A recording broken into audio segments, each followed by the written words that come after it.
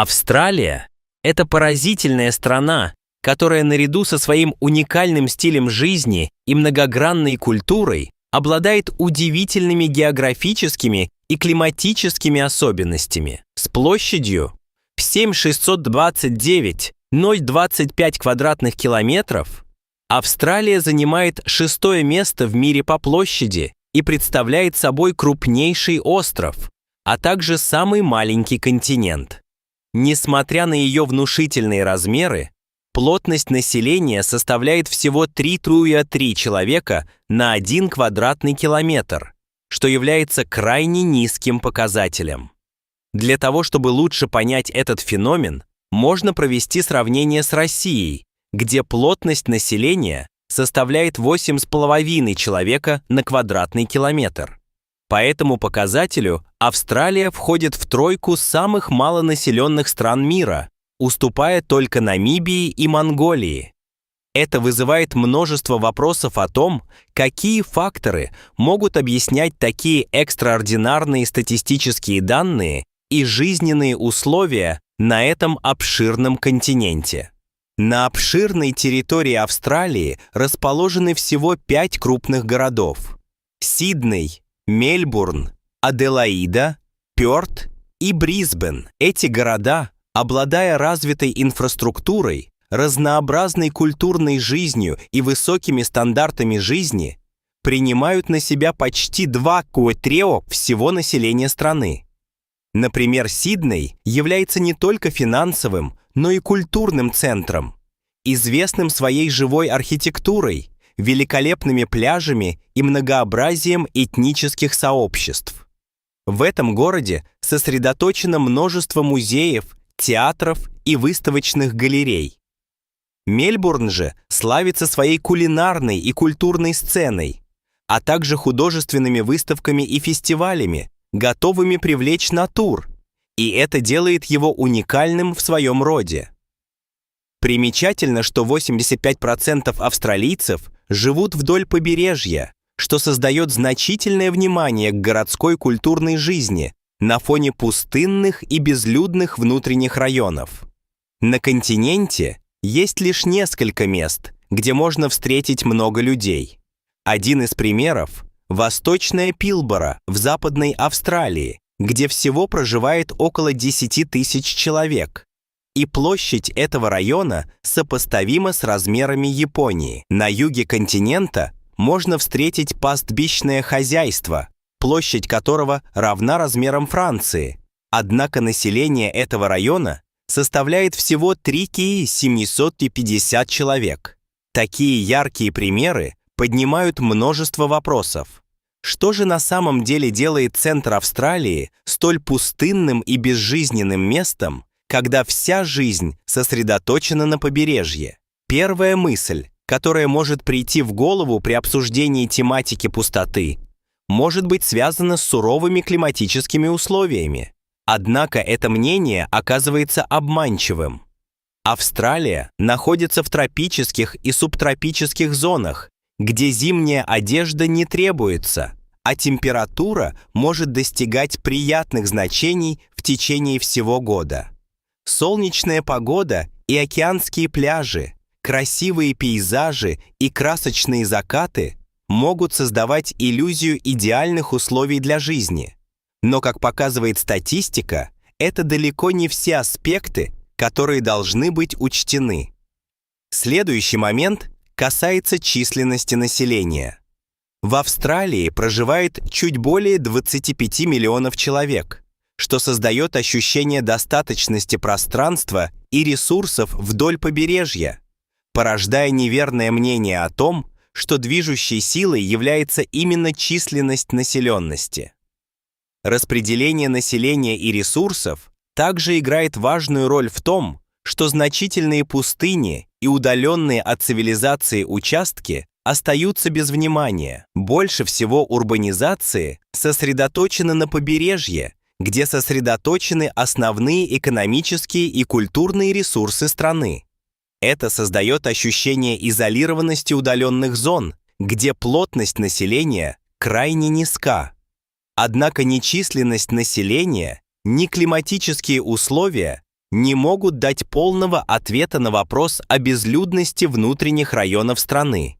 Не менее важной причиной является уникальная экосистема, в которой доминируют дикие животные и разнообразные виды местной флоры.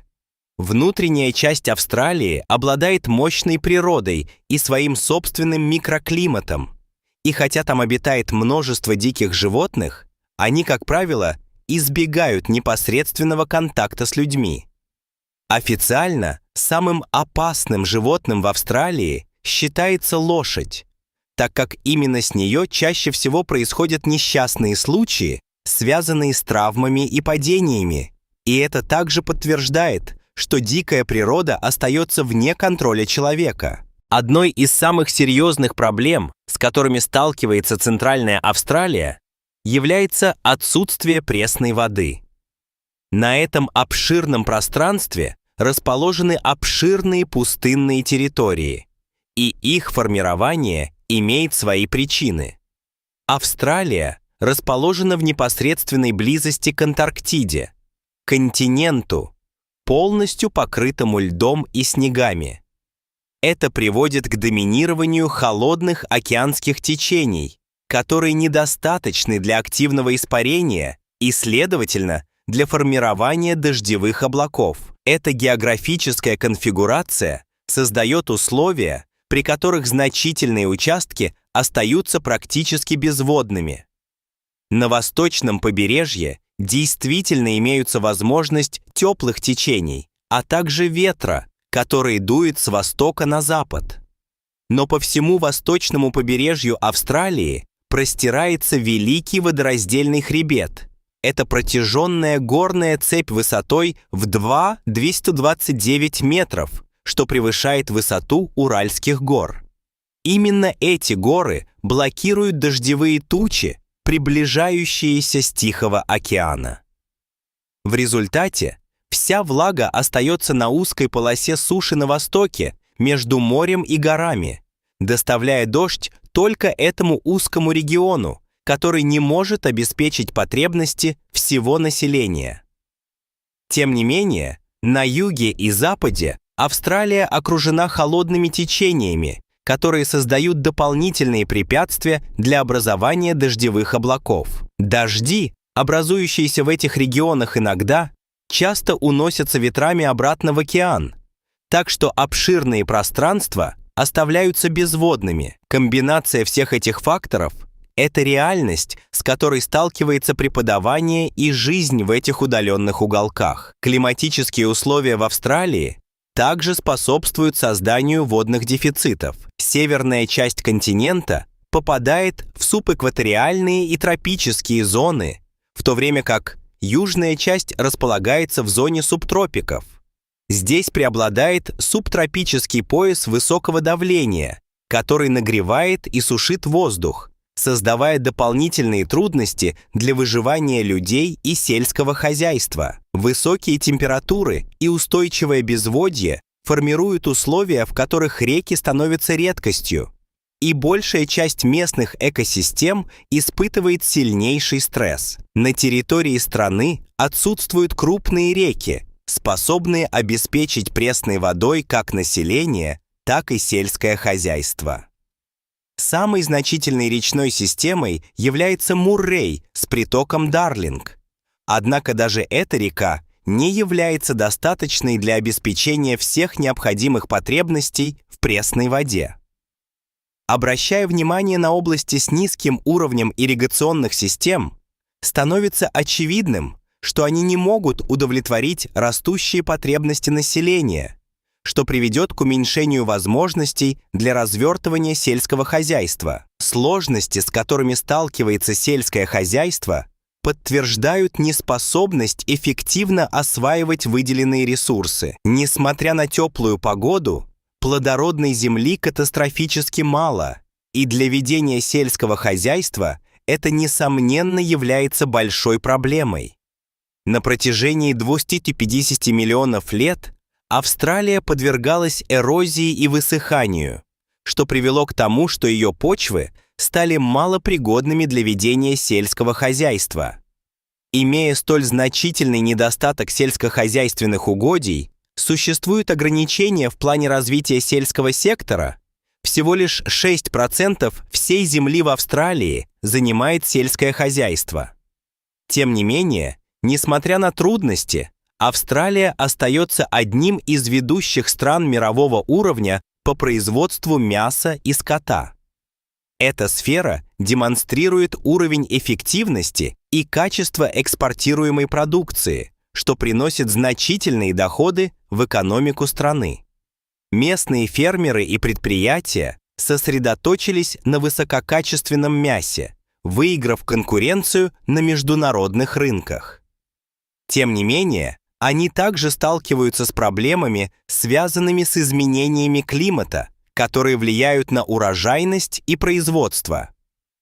Кроме экологических и климатических факторов, низкая плотность населения внутренних районов Австралии связана с социальными и экономическими аспектами, поскольку большая часть экономической активности сосредоточена в крупных городах. Местные жители стремятся обеспечить себя наилучшими условиями жизни.